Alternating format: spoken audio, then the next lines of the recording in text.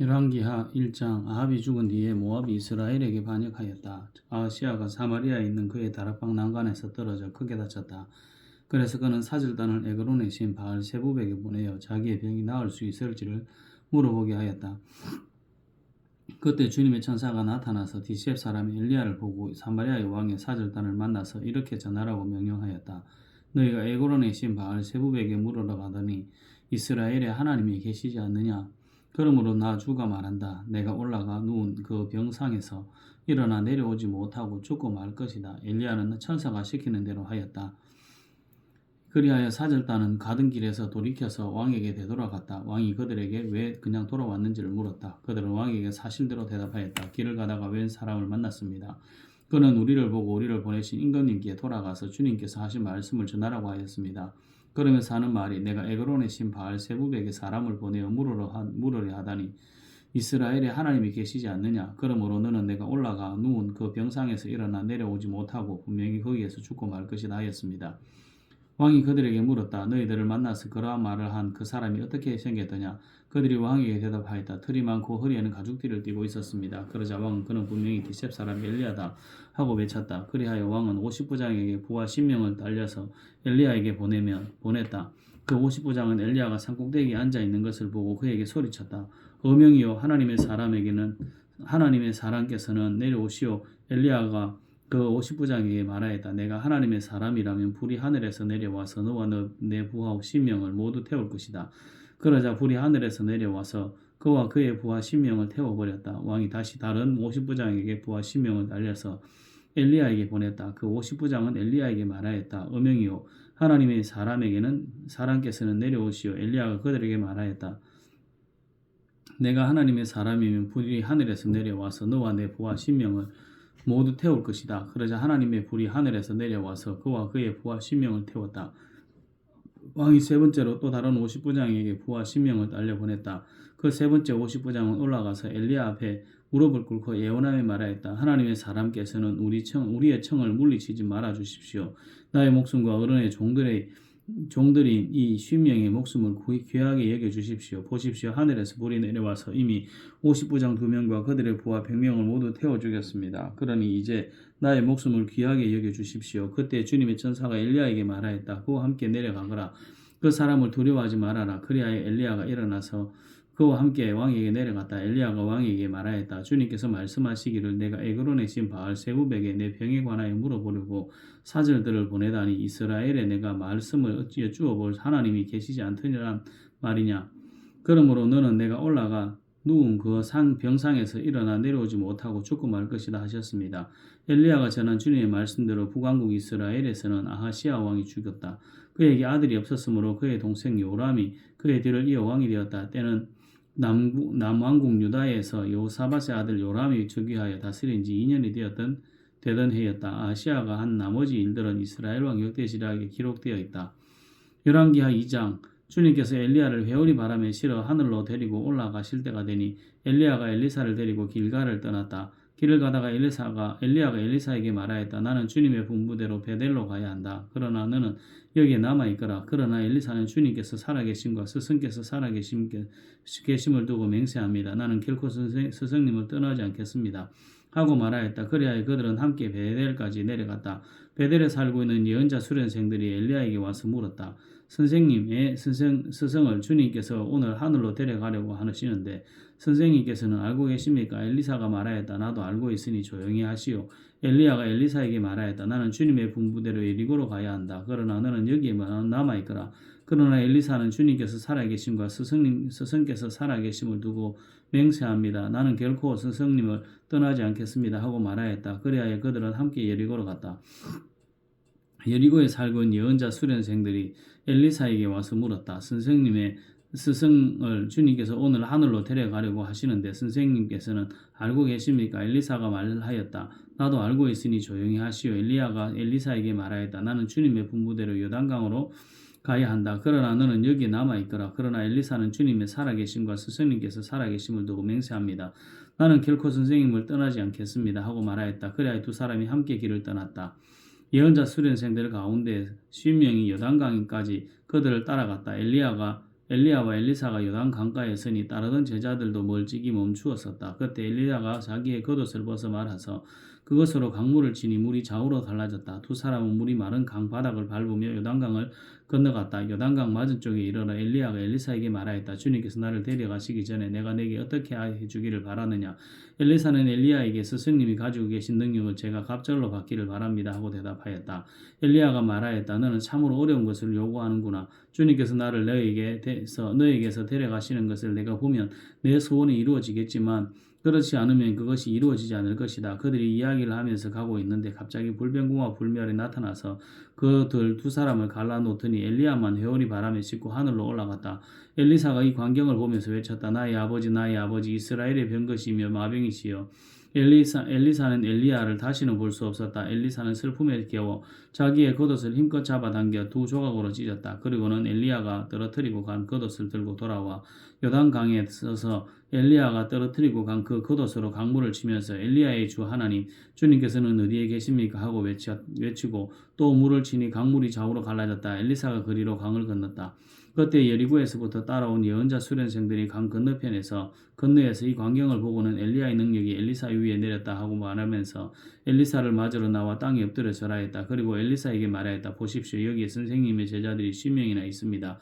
우리들은 모두 힘있는 사람들입니다. 우리를 보내셔서 선생님의 스승을 찾아보도록 하십시오. 주님의 영이 그를 들어다가 산 위에나 계곡에 던졌을까 염려됩니다. 그러나 엘리사는 보낼 필요가 없다고 말하였다. 그러다가 그들이 하도 성가시기 간청하자 엘리사는 사람을 보내어 엘리야를 찾아보라고 하였다. 그러나 그들이 사람 10명을 보내어 사흘 동안이나 찾아보았으나 엘리야를 발견하지 못하고 에리골에 머물고 있는 엘리사에게로 돌아왔다. 엘리사가 그들에게 말하였다. 내가 너희에게 가지 말라고 하지 않더냐. 그 성사람들이 엘리사에게 말하였다. 보십시오. 선생님께서도 보시는 바와 같이 이 성읍이 차지하고 있는 자리는 좋지만 물이 좋지 않아서 이 땅에서는 사람들이 아이를 유산합니다. 그러자 그는 새 대접에 소금을 조금 담아 가지고 오라고 하였다. 그들이 그것을 가져오니 엘리사는 물의 근원이 있는 곳으로 가서 소금을 그곳에 뿌리며 말하였다. 주님께서 이렇게 말씀하신다. 내가 이 물을 맑게 고쳐 놓았으니 다시는 이곳에서 사람들이 물 때문에 죽거나 유산하는 일이 없을 것이다. 그곳의 물은 엘리사가 말한 대로 그때부터 맑아져서 오늘에 이르렀다. 엘리사가 그곳을 떠나 베델로 올라갔다. 그가 베델로 올라가는 길에 어린아이들이 성읍에서 나와 그를 보고 대머리여 꺼지라 하고 놀렸다. 엘리사는 돌아서서 그들을 보며 주님의 이름으로 저주하였다. 그러자 곧 2마리의 곰이 숲에서 나와서 42명이나 되는 아이들을 찢어 죽였다. 엘리사는 그곳을 떠나 갈멜산으로 갔다가 거기에서 다시 사마리아로 돌아갔다.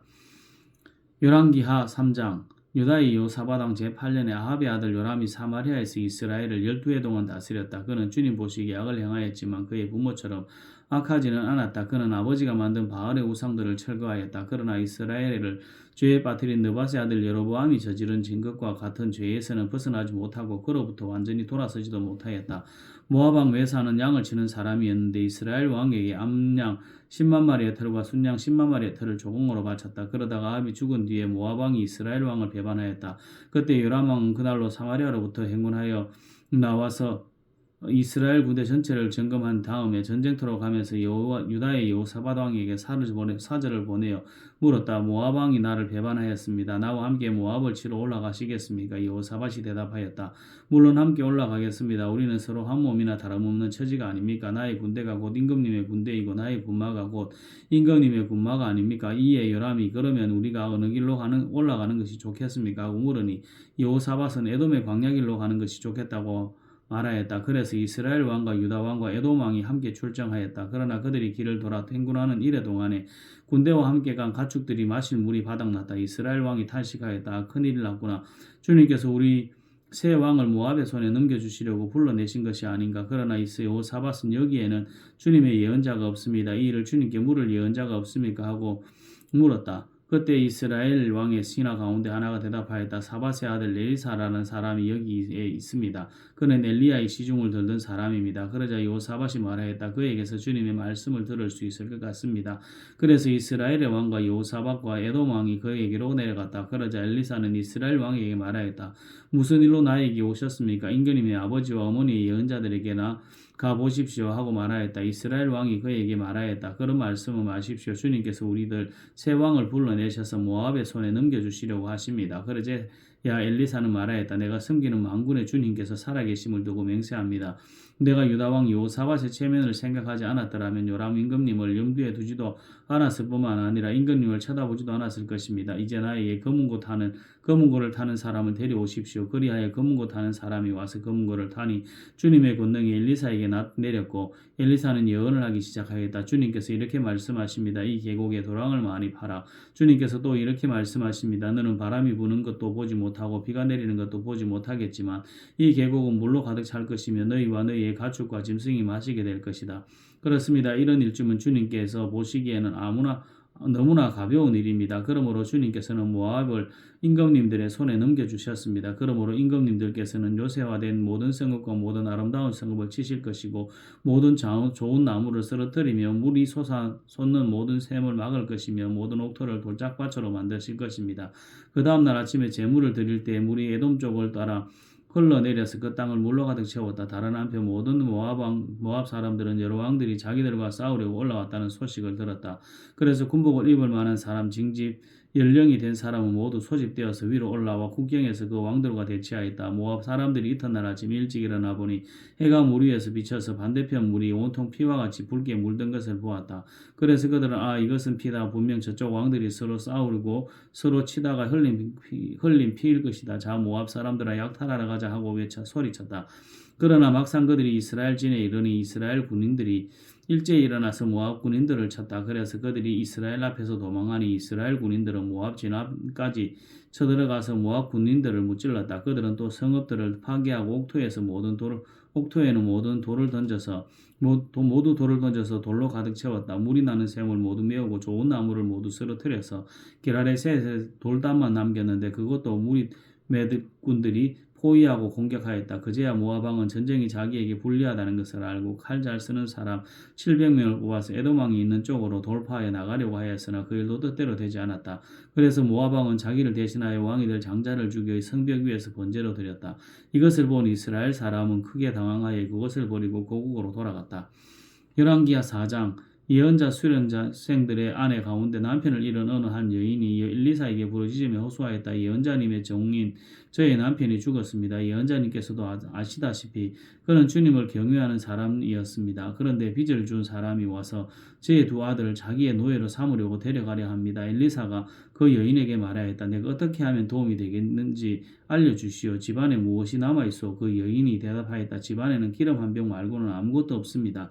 엘리사가 말하였다. 나가서 이웃 사람들에게 빈 그릇들을 빌려오시오. 되도록 많이 빌려오고 와서 두 아들만 데리고 집으로 들어가 문을 닫고 그 그릇마다 모두 기름을 부어서 채워지는 대로 옆으로 옮겨 놓으시오. 그 여인은 엘리사 곁을 떠나 두 아들과 함께 집으로 들어가 문을 닫고 아들들이 가져온 그릇에 기름을 부었다. 그릇마다 가득 차자 그 여인은 아들들에게 물었다. 그릇이 더 없느냐? 아들들은 그릇이 이제 더 없다고 대답하였다. 그러자 기름은 더 이상 나오지 않았다.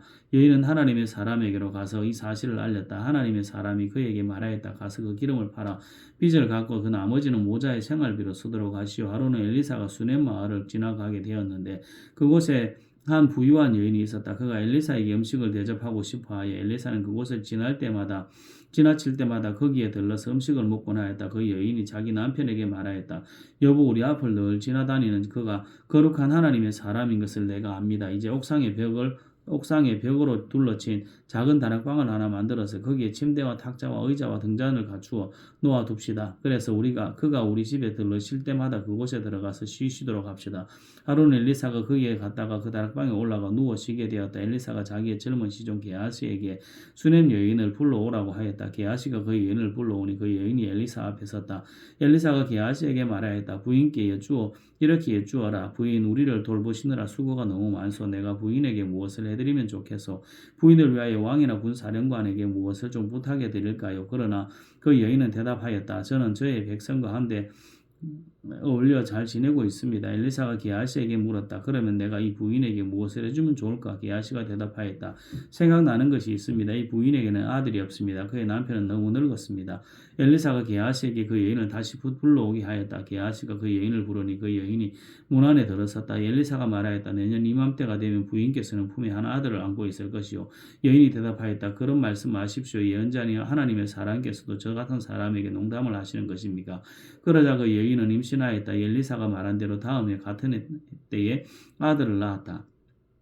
그 아이가 자랐었는데 하루는 그 아이가 자기 아버지가 곡식 베는 사람들과 함께 곡식을 거두고 있는 곳으로 나갔다. 갑자기 그 아이가 아이고 머리야 하면서 아버지가 듣는 데서 비명을 질렀다. 그의 아버지는 함께 있는 젊은 일꾼들은 그 아이를 안아서 어머니에게 데려다 주라고 일렀다. 그의 일꾼은 그 아이를 안아서 그의 어머니에게로 데리고 갔다. 그 아이는 점심때까지 어머니의 무릎에 누워있다가 마침내 죽고 말았다. 그러자 그 여인은 옥상으로 올라가서 하나님의 사람이 눕던 침대 위에 그 아들을 눕히고 문을 닫고 나왔다. 그리고 그 여인은 남편을 불러서 이렇게 말하였다. 일꾼한 사람과 암나귀 한 마리를 나에게 보내주십시오. 내가 얼른 하나님의 사람에게 다녀오겠습니다. 남편이 말하였다. 왜 하필 오늘 그에게 가려고 하오? 오늘은 초하루도 아니고 안식일도 아니지 않소. 그러나 그의 아내는 걱정하지 말라고 대답하며 나귀 한 장을 지우고 일꾼에게 말하였다. 내가 말하기 전까지는 너 추지 말고 힘껏 달려가라. 달려가자. 이 여인은 곧 갈멜산에 있는 하나님의 사람에게 이르렀다. 때마침 하나님의 사람이 멀리서 그 여인을 보고 그의 시종 게하시에게 말하였다. 저기 수냄 여인이 오고 있구나.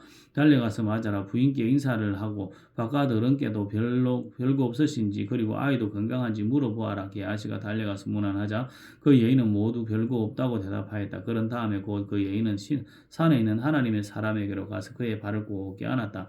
게하시가 그 여인을 떼어 놓으려고 다가갔으나 하나님의 사람이 말리면서 말하였다. 그 원대로 두어라. 부인의 마음속에 무엇인가 쓰라린 괴로움이 있는 것 같구나. 주님께서는 그가 겪은 고통을 나에게는 감추시고 알려주지 않으셨다. 여인이 엘리사에게 말하였다. 예언자님, 제가 언제 아들을 달라고 하였습니까? 저는 오히려 저 같은 사람에게 농담을 하지 마시라고 말씀드리지 않았습니까? 엘리사가 게하시에게 말하였다. 허리를 단단히 묶고 내 지팡이를 들고 가거라. 길을 가다가 어떤 사람을 만나도 인사를 해서는 안 된다. 인사를 받더라도 그에게 대꾸를 해서는 안 된다.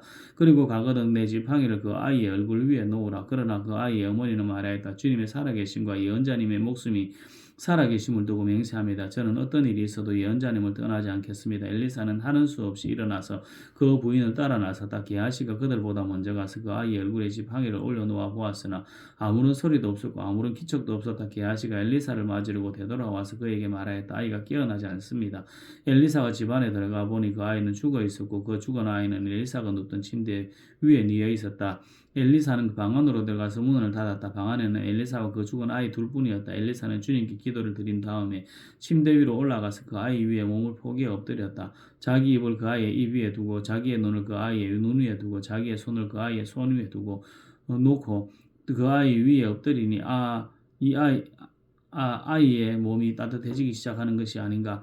엘리사가 잠시 내려앉았다가 집안 이곳저곳을 한번 거닌 뒤에 다시 올라가서 그 아이의 몸 위에 몸을 포개어 엎드리니 마침내 그 아이가 7번이나 재채기를 한 다음에 눈을 떴다. 엘리사가 게하시를 불러서 수냄 여인을 불러오게 하였다. 게하시가 그 여인을 불렀다. 그 여인이 들어오니 엘리사가 그 여인에게 아들을 데리고 가라고 하였다. 그 여인은 들어와서 예언자의 발에 얼굴을 대고 땅에 엎드려 큰절을 하고 아들을 데리고 나갔다. 엘리사가 길갈로 돌아왔다. 그곳은 엘리사가 예언자 수련생을 데리고 사는 곳이었다. 마침 그때에 그 땅에 흉년이 들었다. 엘리사가 한 종에게 큰 솥을 걸어놓고 예언자 수련생들이 먹을 국을 끓이라고 하였다. 한 사람이 나무를 캐려고 들여나갔다가 들포도 덩쿨을 발견하고서 그 덩쿨을 뜯어 옷에 가득 담아가지고 돌아와서 그것이 무엇인지도 잘 모르는 채로 국솥에 썰어 넣었다. 그들이 각자 국을 떠다 먹으려고 맛을 보다가 깜짝 놀라 하나님의 사람을 부르며 그 솥에 사람을 죽게 하는 독이 들어있다고 외쳤다. 그래서 그들이 그 국을 먹지 못하고 있는데 엘리사가 밀가루를 가져오라고 하여 그 밀가루를 솥에 뿌린 뒤에 이제는 먹어도 되니 사람들에게 떠다 주라고 하였다. 그러고 나니 정말로 쏟아내는 독이 전혀 없었다. 어떤 사람이 바알 살리사에서 왔다. 그런데 맨 먼저 거둔 보리로 만든 보리빵 20덩이와 자루에 가득 담은 핵곡식을 하나님의 사람에게 가지고 왔다. 엘리사가 그것을 사람들에게 주어 주어서 먹게 하라고 하였더니 그의 지종은 100여 명이나 되는 사람들 앞에 그것을 어떻게 내놓겠느냐고 하였다. 그러나 엘리사가 말하였다. 사람들에게 주어 먹게 하여라. 주님께서 말씀하시기를 먹고도 남을 것이라고 하셨다. 그리하여 그것을 100명이나 되는 사람들 앞에 내놓으니 주님의 말씀처럼 사람들이 배불리 먹고도 남았다. 열왕기하 5장. 시리아 왕의 군사령관 나아만 장군은 왕이 아끼는 큰 인물이고 존경받는 사람이었다. 주님께서 그를 시켜 시리아에 구원을 베풀어 주신 일이 있었다. 나아만은 강한 용사였는데 그만 나병에 걸리고 말았다. 시리아가 군대를 일으켜서 이스라엘 땅에 쳐들어갔을 때에 그곳에서 어린 소녀 하나를 잡아온 적이 있었다. 그 소녀는 나아만의 아내의 시중을 들고 있었다. 그 소녀가 주인에게 말하였다. 주인 어른께서 사마리아에 있는 한 예언자를 만나보시면 좋겠습니다. 그분이라면 어른의 나병을 고치실 수가 있을 것입니다. 이 말을 들은 나아만은 시리아 왕에게 나아가서 이스라엘 땅에서 온 한 소녀가 한 말을 보고하였다. 시리아 왕은 기꺼이 허락하였다. 내가 이스라엘 왕에게 편지를 써 보내겠으니 가보도록 하시오. 나아만은 은 10달란트와 금 6,000개와 옷 10벌을 가지고 가서 왕의 편지를 이스라엘 왕에게 전하였다. 그 편지에는 이렇게 쓰여 있었다. 내가 이 편지와 함께 나의 신하 나아만을 귀하에게 보냅니다. 부디 그의 나병을 고쳐주시기 바랍니다. 이스라엘 왕은 그 편지를 읽고 낙담하여 자기 옷을 찢고 주위를 둘러보고 말하였다. 내가 사람을 죽이고 살리는 신이라도 된다는 말인가?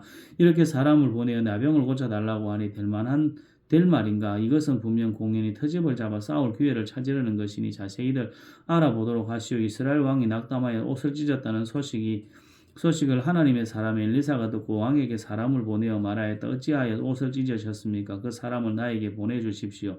이스라엘에 예언자가 있음을 그에게 알려주겠습니다. 나아만은 군마와 병거를 거느리고 와서 엘리사의 집 문 앞에 멈추었었다. 엘리사는 사환을 시켜서 나아만에게 요단강으로 가서 몸을 7번 씻으면 장군의 몸이 다시 깨끗하게 될 것이라고 말하였다. 나아만은 이 말을 듣고 화가 나서 발길을 돌렸다. 적어도 엘리사가 직접 나와서 정중히 나를 맞이하고 그의 하나님의 이름을 부르며 상처 위에 직접 안수하여 나병을 고쳐 주어야 도리가 아닌가. 다마스쿠스에 있는 아마나 강이나 바르발 강이 이스라엘에 있는 강물보다 좋지 않다는 말이냐. 강에서 씻으려고 거기에서 씻으려면 거기에서 씻으면 될 것 아닌가. 우리나라의 강물에서는 씻기지 않기라도 한다는 말이냐 하고 불평하였다. 그렇게 불평을 하고 나자 나아만은 발길을 돌이켜 분을 참지 못하고 떠나갔다. 그러나 부하들이 그에게 가까이 와서 말하였다. 장군님이 그 예언자가 이보다 더한 일을 하라고 하였다면 하지 않으셨겠습니까? 다만 몸이나 씻으시라는데 그러면 깨끗해진다는데 그것 좀 못할 까닭이 어디에 있습니까? 그리하여 나아만은 하나님의 사람이 시킨 대로 요단강으로 가서 7번 몸을 씻었다. 그러자 그의 살길이 어린아이의 살길처럼 새살로 돌아와 깨끗하게 나았다. 나아만과 그의 모든 수행원이 하나님의 사람에게로 되돌아와 엘리사 앞에 서서 말하였다. 이제야 나는 온 세계에서 이스라엘 밖에는 하나님이 계시지 않다는 것을 알게 되었습니다. 부디 예언자님의 종인 제가 드리는 이 선물을 받아주십시오. 그러나 엘리사는 내가 섬기는 주님께서 살아계심을 두고 맹세하지만 나는 그것을 받을 수가 없어 하고 사양하였다. 나아만이 받아달라고 다시 권유하였지만 엘리사는 끝내 거절하였다. 나아만이 말하였다. 전 그러시다면 나귀 2마리에 실을 만큼의 흙을 예언자님의 종인 저에게 주시기 바랍니다. 예언자님의 종인 저는 이제부터 주님 이외의 다른 신들에게는 번제나 희생제를 드리지 않겠습니다. 그러나 한 가지만은 예언자님의 종인 저를 주님께서 용서하여 주시기를 바랍니다.